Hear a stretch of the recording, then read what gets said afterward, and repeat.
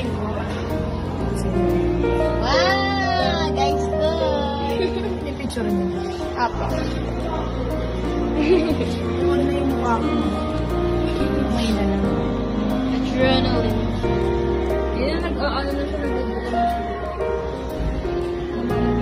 Bakit yung si Claudine? Oo nga si Claudine. Uy! Ihi! Nabubuo na. Faster! Hurry up! Arte. Dapat habang nagaganyan kayo, kasi nag-vlog.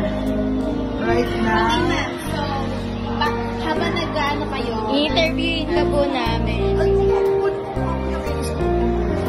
ba okay. Okay, first question. Ilang taon Ano ba yan? kayo nagtuturo? pinag-out ako. 32. Ay, 32 ha. 31 years na 32. Ano po yung mga nag-i-experience nyo sa mga students nyo during your first year of teaching? Kasi batang-bata pa ako nun eh. So, syempre parang kaibigan ko lang. Pero mas makikita ko nun. Kasi syempre, bago ka kailangan mo na hindi ka pwedeng lukoy ng bata. Pero after naman ng klase, parang nalituloy ko marami akong close na bata noon. Super after ng klase din. Okay, third question. In connection to beauty care po, tuwing kailan po kayo pupunta ng parlor or salon? Pagka, nagpapalinis lang ako. Oo, ganyan. Hindi kasi ang therapy naman sa hospital. At saka nagpapafood spa, yan. Pedicure, yan. Depende kung ano yung oras ko, pwedeng monthly. Number 4. Nasubukan niyo na po bang magpa-hand spa or foot spa? No. Ano ba po? Matayas. Number 5. Pwede po.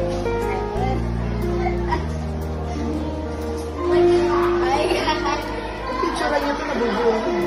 Number 6. Akin na pala ba? Hindi ko na rin siya. Yeah.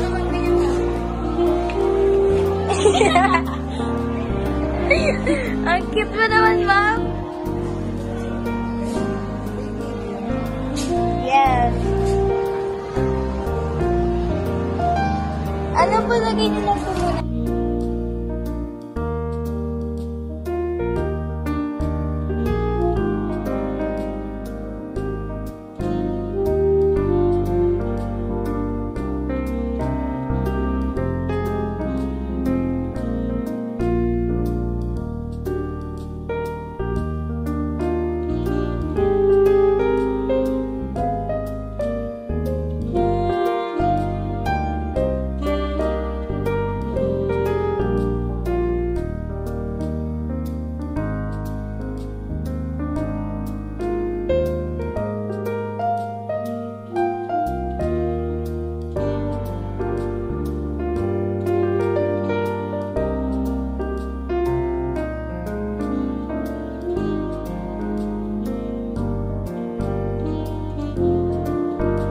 Una-una, thank you.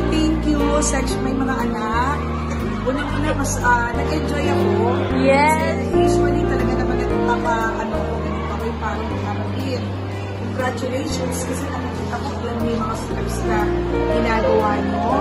Then maganda rin yung mga ginamit nyo, kompleto kayo sa materials, kahit sa wax na ginamit nyo.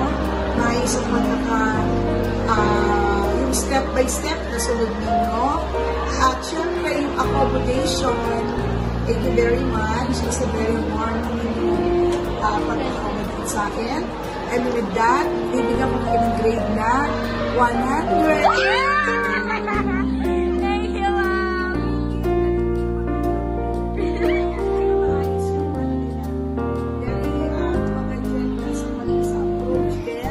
Pero yung kanilang pag-massage, yung medyo hard na kasi talaga naiilit yung mga nerves siguro.